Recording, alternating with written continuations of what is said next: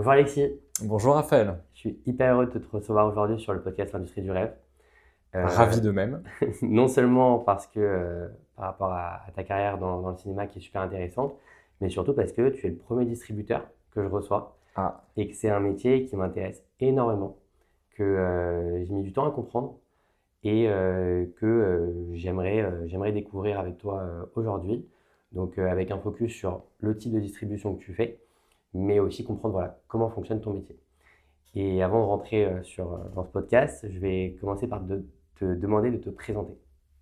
alors je suis Alexis Mas, j'ai 49 ans et je dirige une société de distribution indépendante qui s'appelle Condor. Ok. Et comment tu t'es retrouvé dans le cinéma? Est-ce que tu es passionné de cinéma depuis toujours? Est-ce que c'est un enchaînement de rencontres? C'est quoi un peu ton parcours avant, bien avant la création de D'accord. Condor? Moi je suis pas un vrai cinéphile à l'origine, j'ai été marqué par des films quand j'étais gamin. Moi vraiment mes films déclencheurs c'est Amadeus, c'est Le nom de la rose que j'ai Bien vu sûr. quand j'avais 8 ans, ça m'a beaucoup marqué. Mais j'avais pas une consommation de films ni une grosse cinéphilie. Je m'y suis vraiment mis quand j'étais étudiant en fait. Moi, je suis bordelais d'origine et je suis venu à Paris pour ma prépa. Et c'est là, en Hippocagne-Cagne, où on bûchait beaucoup, mais j'allais pas mal au cinéma Ok. aussi en parallèle. C'est Voilà. étonnant, souvent il n'y a pas beaucoup de temps pendant une prépa. Et de fait, il n'y a pas beaucoup de temps, mais on est un peu des surhommes, j'ai remarqué en prépa. Il se passe la même chose avec mon fils en ce moment, donc je peux le voir aussi en live, je revis un peu des choses.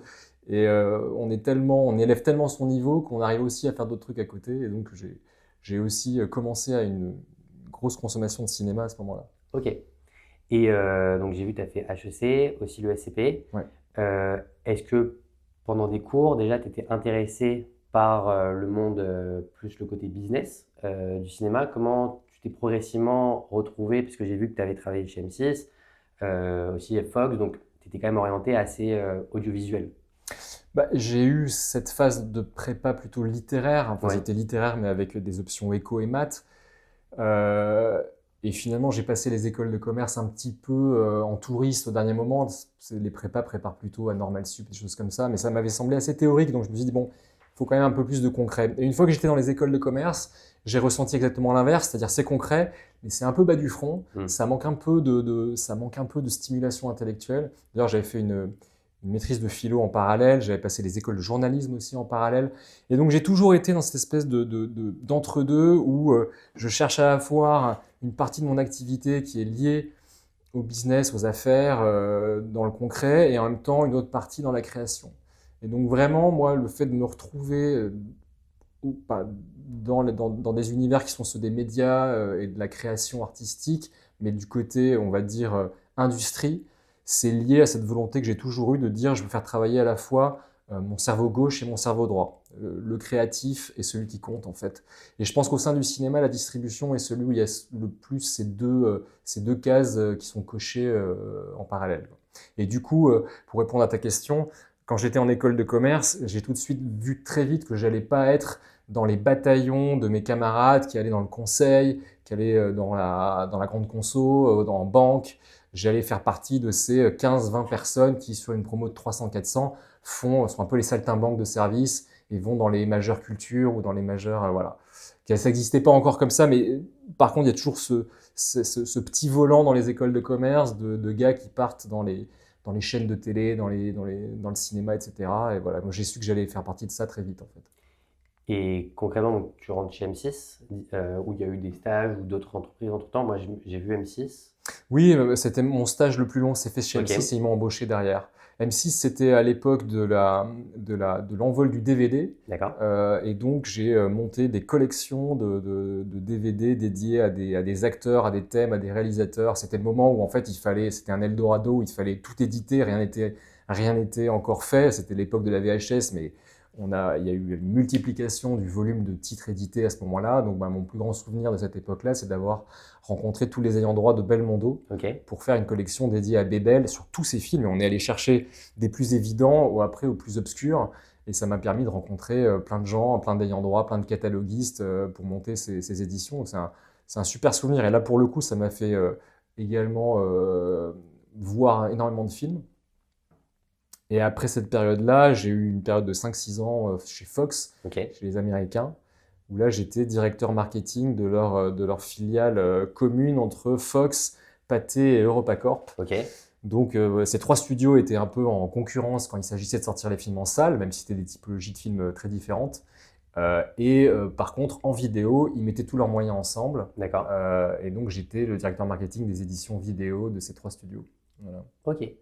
Et ça m'intéresse, on va parler après de Condor, mais sur ce volet-là, ça m'intéresse beaucoup de savoir qu'est-ce que la prépa, le côté rationnel, le côté business, euh, t'a permis de faire justement dans cette industrie, que ce soit chez M6 ou chez Fox.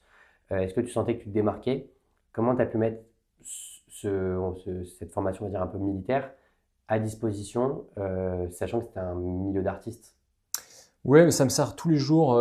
Il y a 2 choses. Il y a la force de travail, parce que D'accord? ça apprend à travailler très vite et pas avoir peur de faire une nuit blanche et de dormir 4 heures pour boucler un dossier, quel qu'il soit. Et après, ça me rend très flexible dans le fait de pouvoir parler à tous les types d'interlocuteurs. Et quand on fait du cinéma, moi je pense que à titre personnel, j'arrive bien à parler à un artiste, à un talent, à un réalisateur. Si j'ai bien compris son œuvre, je vais être assez bon dans les restitutions de films, d'en faire une fiche de lecture, etc. Mais je peux aussi parler assez facilement avec un financier et rentrer dans des notions de modèle économique et euh, moi, ma boîte, par exemple, avec mon associé Guil, qui est directeur financier, je sais on, on- on essaie beaucoup de penser qu'est-ce que ça veut dire de réussir à tenir à l'équilibre une boîte qui gère pas une marque à l'année, mais qui gère des lancements successifs de films tous différents. Et ça a l'air d'être un peu hasardeux, un peu prototypique, le cinéma, et pourtant il faut réussir à dégager un modèle. Et ça, je sais que ce type de langage-là, il y a assez peu de personnes qui le parlent dans l'univers du cinéma, qui est un univers un peu plus porté vers la création et vers l'intuition, moins vers la construction de modèles économiques. Et moi, je sais qu'on a ça en commun avec mon associé et qu'on s'entend bien et que cette boîte, on l'amène aussi de front grâce à ça. Alors justement, comme transition, c'est super, ça m'aide beaucoup. Comment tu t'es retrouvé à créer Condor Film, sachant que vous êtes un distributeur avec une éditoriale assez précise. Si j'ai bien compris, c'est des films étrangers, d'auteurs, d'essais, donc du coup très niche. Comment tu t'es, comment tu t'es retrouvé à te lancer dans cette aventure d'entrepreneuriat? Au départ, moi, j'avais un père qui avait monté sa boîte, donc je m'étais toujours dit qu'il y avait un moment, j'allais basculer du salariat vers Ouais, l'entrepreneuriat. Il y a un moment, j'ai travaillé sur un projet chez Fox de faire une boîte interne au groupe. En essayant d'injecter, pendant un an, j'ai travaillé sur ce modèle, de réussir à injecter une forme de fonctionnement indépendant à l'intérieur d'un studio. Bon, il se trouve que j'ai beaucoup étudié la question, j'ai rassemblé aussi des financements pour le faire, et bon, politiquement, on va dire qu'à un moment donné, ça n'a pas pu avoir le feu vert tel que moi je l'imaginais. Et c'est là où j'étais un peu au pied du mur en me disant, bah, soit je rentre dans le rang et je reste dans le confort du salariat parce que c'est quand même un peu osé de se lancer. Et finalement, quand tu passes un an à tous les jours te dire je suis en train de bâtir mon petit truc, même si tu es à l'intérieur d'un groupe, en fait c'est très compliqué de faire machine arrière. bien sûr. Et donc les financiers que j'avais sollicités pour monter ce business ont accepté de le faire avec un modèle solo et extérieur. Et c'est comme ça qu'on a démarré la boîte en 2011. Ok, Voilà, donc ça c'est sur la partie financière. Après, le modèle éditorial de la boîte, il a pas mal évolué. Les 2 premières années, comme je venais moi du milieu du home entertainment, donc de la vidéo, je me suis dit je vais vraiment sécuriser l'activité de la boîte, parce que ça je le connais par cœur. J'avais, en fait, quand j'étais chez Fox, j'avais un peu été le précurseur de ce qu'on appelle maintenant les originals. ok, C'est-à-dire, à l'époque, on appelait ça des direct to vidéo, d'accord. c'est-à-dire des films qui ne sortent pas au cinéma, mais qui vont directement être disponibles. Alors à l'époque en DVD, en Blu-ray, maintenant ça serait plus en streaming. Mais voilà, des films pour lesquels on fait un gros travail de communication et de promotion, mais les gens vont les consommer chez eux et pas en salle. Et donc ça, j'ai répliqué ce modèle-là pour lancer ma boîte, parce que je savais que j'étais très à l'aise sur ces modèles-là, avec l'objectif de lancer la salle 2 ans plus tard. Et donc c'est ce qu'on a fait. La boîte a été lancée en 2011 et on a lancé la distribution cinéma en 2013. Ok, d'accord. Et après, éditorialement, il y a eu plusieurs phases. Ça reste, comme tu l'as dit, de la niche, parce que quand on est indépendant, c'est très consommateur de capital, le cinéma. Déjà, pour sortir, acheter les droits et financer les frais de sortie d'un film indépendant, sachant que pour avoir une boîte qui tient la route, il faut en faire un certain nombre par an, tout de suite, tu as un empilement, même si tu parles unitairement de 100 ou 200 000 euros de dépenses en tout pour un film, si on empiles 10 d'un coup et que tous les besoins en fonds de roulement s'additionnent, ça devient extrêmement risqué tout de suite. Donc, tu es obligé de faire quand même de la niche. Tu ne peux pas tout de suite créer une Déjà. boîte qui s'appelle Metropolitan ou SND. On avait démarré sur la salle avec des films asiatiques. Ok. Donc, on a eu une phase comme ça de 5-6 ans plutôt sur des films japonais, des films coréens. Et ensuite, on a basculé vers le cinéma indépendant anglo-saxon, États-Unis, Angleterre, à partir de 2018-2019. Et on a vraiment fait notre trou et on a vraiment eu un décollage de la boîte avec ce virage-là, où on s'est mis à atteindre une forme de notoriété et d'exposition. C'est important cette notion-là parce qu'en fait, au début, quand tu te lances, tu galères à convaincre les ayants droit, les producteurs de te vendre des films. Par contre, si tu commences à avoir des succès et qu'on t'a remarqué dans un filon particulier, tu vas commencer à inverser la tendance et à être approché directement par des gens. Et après, c'est un système qui s'auto-entretient et qui te permet de croître. Alors justement, on va parler après de vos modes de fonctionnement, les stratégies, comment vous travaillez, mais pour les auditeurs qui ne le savent pas, qu'est-ce que c'est aujourd'hui un distributeur? Alors, un distributeur, on intervient en fait dans la chaîne de valeur après un métier qui est plus connu, qui est les producteurs. Ok. Tu en as pas mal interviewé Oui, sur bien ta sûr. chaîne. Le producteur, on va dire que c'est celui qui a la garantie de bonne fin du film dans tout le cadre de sa fabrication jusqu'à la livraison d'un film terminé, conforme au scénario, dans les temps, etc. Lui, il est le versant industrie d'autres gens qui sont les versants artistiques de tout ce projet. Nous, on entre en négociation avec les producteurs généralement. Alors, si on parle de cinéma français, avant que le film existe, mais notre métier, notre travail démarre plutôt après, une fois que le film existe. Et notre travail, ça va être de réussir à assurer la réussite commerciale du film sur l'ensemble de ce qu'on appelle des mandats, donc de ces canaux d'exposition. Ça peut être la salle, mais ça peut être ensuite tout ce qui se passe derrière, l'édition vidéo, la VOD, la télévision, la SVOD, etc. Mais si on revient sur la salle, qui est vraiment la vitrine principale, nous, notre métier, ça va être de donner un positionnement au film, lui donner une identité créative. On fait les affiches, on fait les bandes annonces, on fait les synopsis, on va recruter les attachés de presse pour que les journalistes en parlent, on va gérer toutes les campagnes de communication, quand tu vois des affiches dans la rue, quand tu entends des spots à la radio, quand tu vois des campagnes digitales. Et en parallèle, donc ça c'est un travail un peu plus de marketing et de communication, et on a aussi tout un travail un peu plus commercial. On n'appelle pas ça le commercial dans la distribution, on appelle ça la programmation. Ok. L'équipe programmation, c'est l'équipe qui va placer le film auprès des salles de cinéma et faire en sorte qu'il soit programmé, donc à l'affiche, dans un cinéma qui doit être un cinéma pertinent par rapport au film, c'est-à-dire il s'adresse au bassin de clientèle qui se trouve autour, il est cohérent avec sa politique éditoriale, voilà. Et ça peut être des cinémas qui sont des cinémas appartenant à des groupes, des circuits, ou des cinémas indépendants. Et là encore, la finesse du distributeur, c'est de bien adapter son plan de sortie, c'est-à-dire le choix des salles dans lesquelles il expose le film.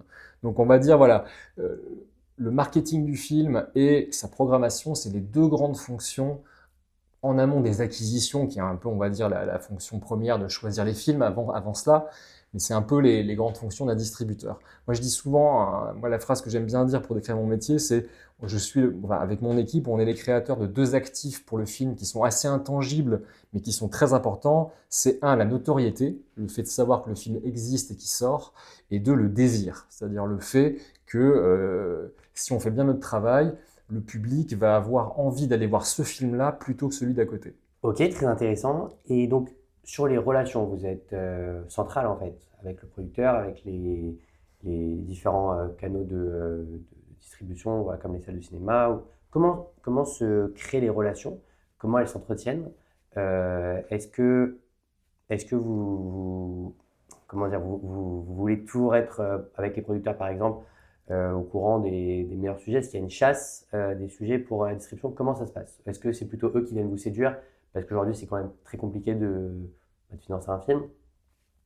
Ça se fait un peu dans les deux sens. Moi, j'ai structuré dans ma société, j'ai deux personnes qui sont vraiment dédiées aux acquisitions. Ok. Une personne qui est plus sur l'univers franco-français, soit sur des films français, soit sur des films où des producteurs sont impliqués dans des films internationaux, parce que tu sais que la France est le principal coproducteur de films arrêts-essais Bien sûr. étrangers.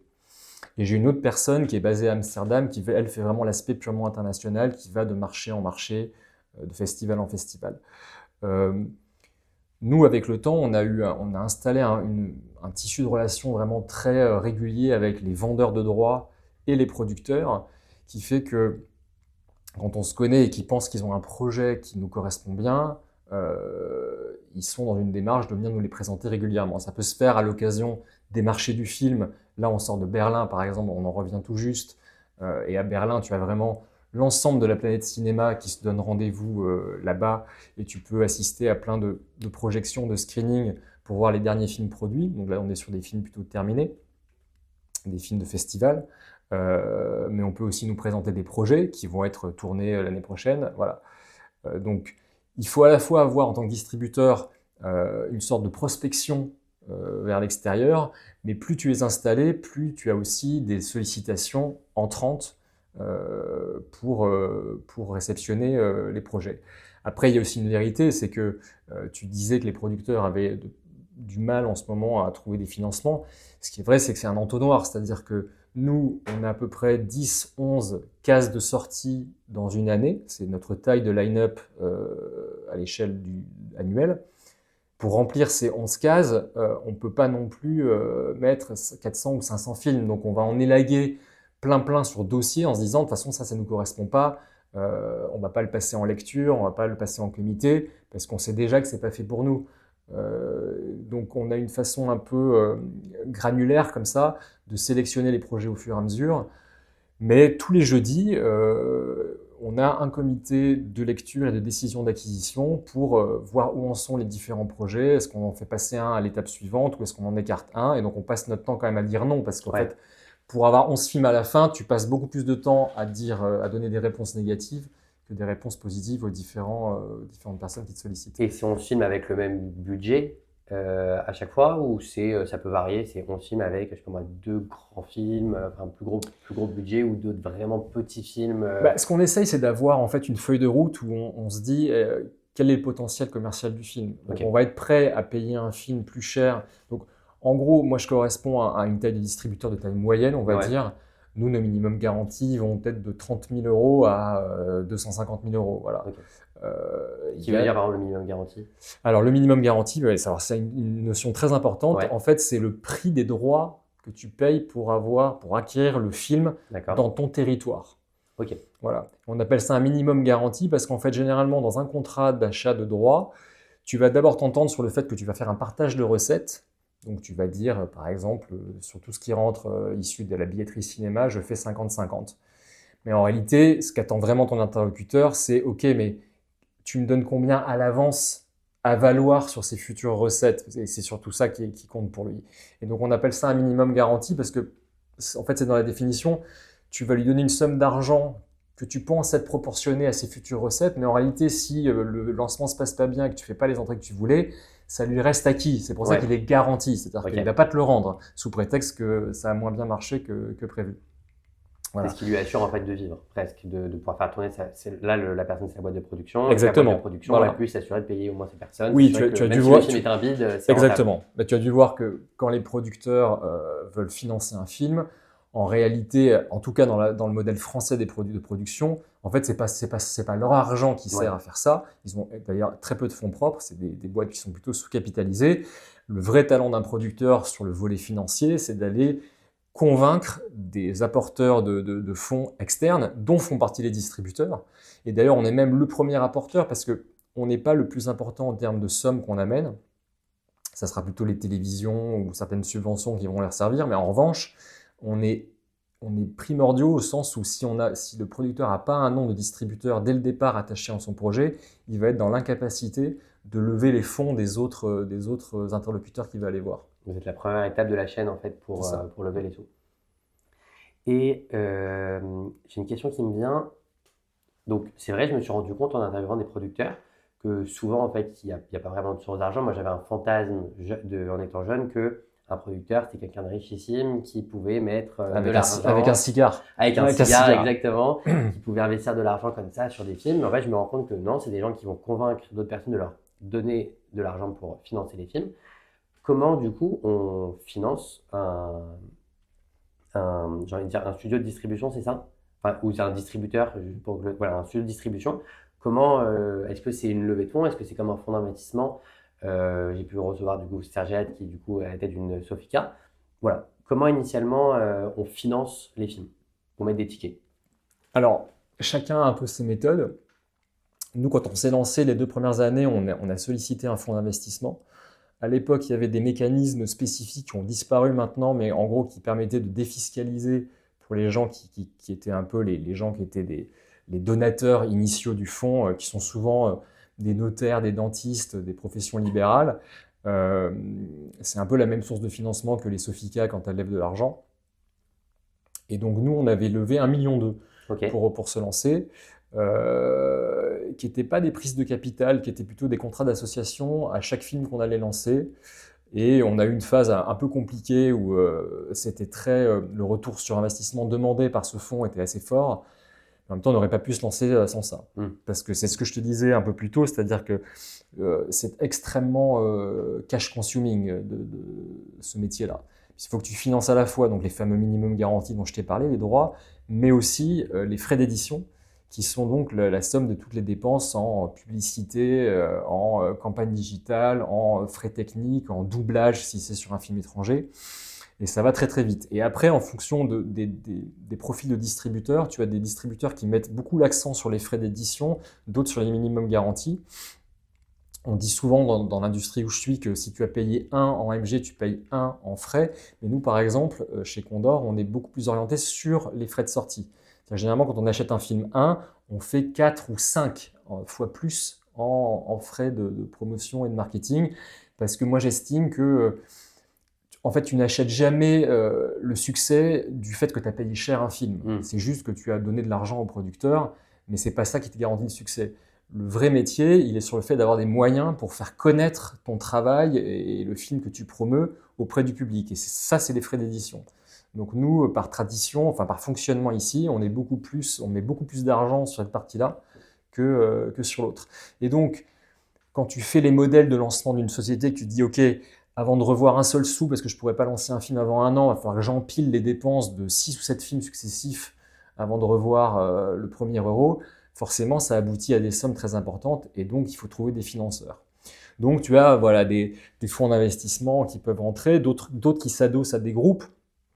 Tu as des modèles, par exemple, comme Apollo, qui s'est adossé à CGR, qui est à la fois un effet de levier financier, puis le fait qu'ils détiennent des salles, donc ça peut les aider aussi à maintenir en programmation leurs films. Donc chacun a un peu à chaque fois sa recette pour à la fois trouver l'argent et trouver ce qui va faire que sa boîte a une différenciation et tient aussi de manière pérenne.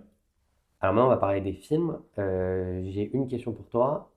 Quel est le film dont tu es le plus fier d'avoir été le distributeur? Je pense que le plus fier, d'ailleurs on a l'affiche là-bas, c'est First Cow de Kelly Reichardt. C'est celui dont je suis le plus fier parce que ça a été un combat à tous les niveaux pour acquérir le film et le sortir. C'est-à-dire que tout a été une vallée de larmes. Ce film nous, on a un sujet sur le film américain, c'est qu'on est confronté à des interlocuteurs qui sont très compliqués. Dans le film indépendant, aujourd'hui, il y a des espèces de boîtes un peu stars qui s'appellent A24, Neon, Mubi. Et c'est ces gens-là aujourd'hui qui détiennent le monopole du bon cinéma d'auteur américain, qui est notre segment à nous. Et donc à chaque fois qu'on se retrouve en négociation avec eux, à la fois c'est cool parce que c'est des gens qui ont bon goût et leurs films nous font envie, et en même temps c'est des gens qui sur le plan des affaires sont très durs. Et donc par exemple First Cow, c'était un film A24, et ce film on a, je sais pas, passé peut-être 1 an à essayer de convaincre A24 de nous le confier, et ils étaient complètement hors sol sur l'argent qu'ils nous réclamaient. Et c'est un petit film d'une auteure qui est adulée par une petite niche cinéphile, mais voilà, qui est pas du grand public. Donc on n'a jamais réussi à trouver d'accord avec eux, et on l'a racheté en fait à Mubi la plateforme Mubi, il leur avait vendu ce film à eux, et on l'a racheté auprès de la plateforme en acceptant un truc, mais qui aurait dû nous tuer en fait, qui était que le Mubi avait décidé de sortir le film en ligne en France avant notre sortie salle. Et donc, on a réussi néanmoins à attirer plus de 100 000 spectateurs sur ce film, ce qui pour un western contemplatif est vraiment un score magnifique et le meilleur score de la carrière de la réalisatrice. Et tous les gens nous ont parlé de cette espèce d'impression de contemplation et de sentiment hors du temps qu'ils avaient devant ce film. Et donc voilà, la fierté, elle vient du fait que la négo était compliquée, le film est magnifique, on a réussi à élargir le bassin d'audience initial d'une réalisatrice qu'on admirait, mais où on se disait qu'elle allait peut-être rester un peu confidentielle, alors que non. On a réussi à contrer un modèle complètement contre-intuitif qui est de se faire doubler par du streaming, et pourtant on arrive à attirer des gens en salle après. Et puis accessoirement, c'est grâce à ça qu'on a un peu mis beaucoup la lumière sur ma boîte. Il y a eu beaucoup de papiers qui ont été faits pour étudier justement ce modèle de Forsco, qui n'est pas un modèle en réalité. Je n'avais pas du tout fait ça moi pour prouver quoi que ce soit en termes de renverser la chronologie des médias ou l'ordre classique dans lequel on doit sortir un film. Mais il s'avère que toutes les planètes se sont alignées et que ça nous a après beaucoup porté pour pouvoir acquérir d'autres films. Et voilà. Et juste, comment tu l'as découvert? Est-ce que tu as le souvenir c'était pour un festival? Tu le reçois, on te l'envoie comme ça en DVD parce que, enfin, je sais pas comment ça s'envoie Non, on de l'avait distribuer. découvert une projection à l'attention des distributeurs. Alors ça, D'accord? c'est un truc qui est marrant, qui est un peu un usage de ma profession, c'est qu'à l'approche des grands festivals, il y a organisé par les vendeurs, à leur initiative, à Paris, ils privatisent des salles et ils projettent leurs films qui sont prochainement sélectionnés à Cannes, à Venise, etc. Et donc tu te retrouves, toi et tous tes concurrents, assis dans la même pièce à regarder le film. Et donc First Call, je l'avais découvert dans une projection comme ça. Et c'est marrant parce que c'est comme ça qu'on avait, nous, été tombés amoureux du film, qu'on ait voulu négocier, mais j'avais repéré que d'autres concurrents à moi étaient dans la même situation. Et ni moi ni eux, d'ailleurs, dans cette première phase avec les Tony Ford, ont réussi à convaincre ce vendeur. Et juste pour, après je vais aller sur les deux autres questions que je t'ai posées, mais pour parler juste un peu chiffres, euh, sans te donner les vrais chiffres, hein, mais en termes de comment on estime une bonne rentabilité, par exemple un film, comment ça coûte à acheter en général? Tu as dit ça va de 10 000 à 50 000 euros, mais par exemple un film comme ça, sur les fourchettes, c'est combien? Et vous, Condor, à partir de, en général, quel nombre d'entrées, pour vous, c'est un succès? Parce que moi, souvent, je vois les entrées, par exemple, Charles Ciné, on regarde 1 million, 2 millions, mais en fait, souvent, c'est la rentabilité qui compte. Donc, est-ce que vous, par exemple, un film qui fait entre 50 000 et 150 000 entrées et qui ne coûtait pas très cher à acheter, est-ce que pour vous, c'est un beau succès en termes de rentabilité? Alors c'est très dur à juger. Si tu n'as pas accès à l'équation interne de la boîte, c'est compliqué à juger. Il y a quand même des critères quand tu es complètement extérieur et que tu regardes, moi quand je regarde un concurrent et que je ne sais pas combien il a acheté un film, etc., il y a quand même des critères objectifs de succès, rien qu'en regardant son box-office. Oui. C'est généralement le ratio qu'il a entre le nombre de copies qu'il a implantées le premier jour et les entrées finales. Euh, Généralement, on dit, alors aujourd'hui, ça a tendance à baisser parce que le marché s'est durci, mais une belle sortie, quand tu implantais par exemple un film sur 100 copies et que tu faisais 100 000 entrées, donc tu faisais 1000 entrées de rendement par copie initiale, tout le monde disait que c'est un beau succès de faire ça. Et on savait que normalement, si tu avais calibré ton économie de manière raisonnable, le fait d'atteindre ce niveau-là de rendement par copie faisait que normalement tu devais aussi être rentable. Après, le vrai juge de paix, effectivement, c'est de connaître précisément combien tu as dépensé pour acheter les droits du film et pour soutenir la sortie du film. Donc nous, à chaque fois qu'on a un film, on a une feuille de route financière où on regarde quel est notre niveau de risque. Donc tu vas prendre d'un côté, si par exemple tu achètes un film 100 000 euros et que tu dépenses, on va dire, 300 000 euros de frais d'édition, donc tu es à 400 000 euros de risque, et tu vas regarder en face ce qui va te permettre de descendre ce risque. C'est-à-dire qu'en fait, il n'y a pas que les entrées en fait, comme recette. Par exemple, dans le cinéma indépendant, il y a beaucoup de notions de subventions. Et alors là, on rentre dans un domaine très complexe, mais ces subventions, elles sont très variables suivant l'origine du film. Sur un film américain, par exemple, tu en as très peu, parce qu'on appelle ça hors quota, donc ça n'est ni français, ni européen.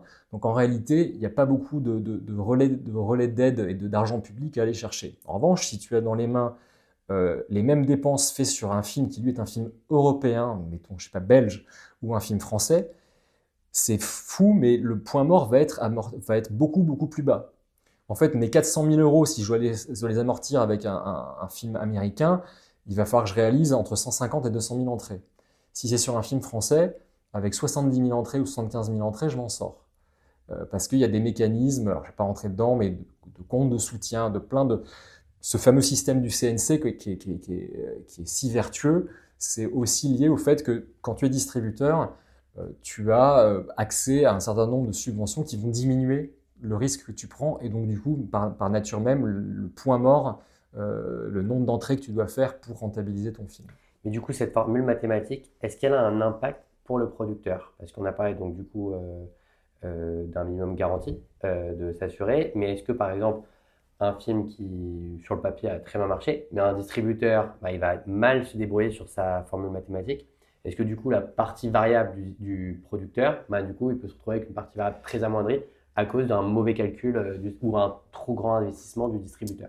Alors, c'est pas une sorte de mauvais calcul, parce que Oui, pour le coup, par contrat, on sait très clairement quels sont les calculs qu'on est censé oui, appliquer, même si c'est souvent des mécaniques assez complexes. Les ok. contrats de droit audiovisuel sont assez chinois, parce qu'il y a des notions de couloir, de fenêtre, de remontée de recettes qui ne se font pas tout en même temps. Néanmoins, tout est marqué noir sur blanc. Ok, Donc, donc normalement, le on est producteur capable, sait. on va dire, en traduisant sous forme de feuille Excel un contrat, il n'y a pas 50 interprétations, il est Ok. censé y en avoir une. Après, est-ce que ça va remonter de l'argent au producteur? Ça, c'est vraiment en fonction du box-office et de ce que ça a coûté. C'est ça. Effectivement, le distributeur, la première chose qu'il va faire, c'est se payer sa commission et deux, se rembourser de tout ce qu'il a mis dehors pour pouvoir assurer la sortie du film.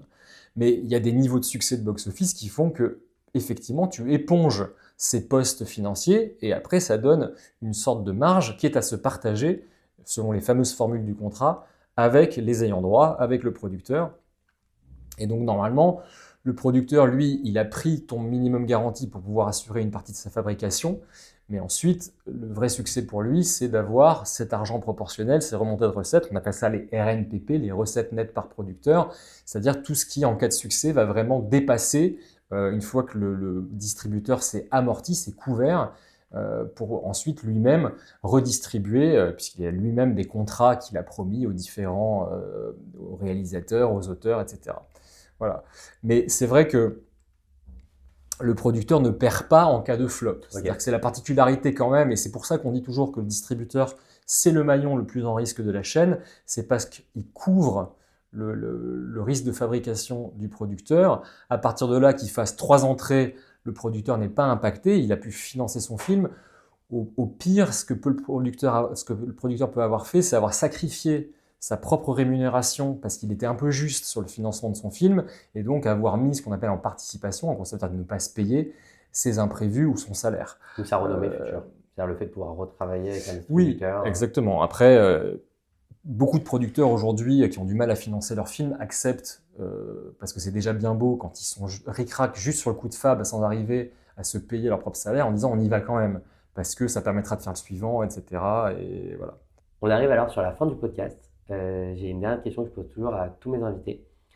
Aujourd'hui, donc, tu es distributeur. Si tu devais inviter sur ce podcast l'industrie du rêve, un métier où on parle de tous les métiers de l'ombre du cinéma, un métier, une personne qui te vient à l'esprit, que tu connais et que tu aimerais écouter sur ce podcast, qui ça serait? Je pense aussi, comme je suis distributeur et qu'on a parlé de cette chaîne, je pense qu'il faut que tu ailles poser des questions à un exploitant. Parce que là, tu auras vraiment quelqu'un qui est au contact du public et qui a une forme de travail éditorial, mais qui est lié à un lieu. Et ça serait hyper intéressant. Moi, je te conseillerais bien d'aller interviewer Patrice Lemarchand, qui est le directeur des Halles. Il a une culture incroyable et une vision sur le marché qui est vraiment à 360.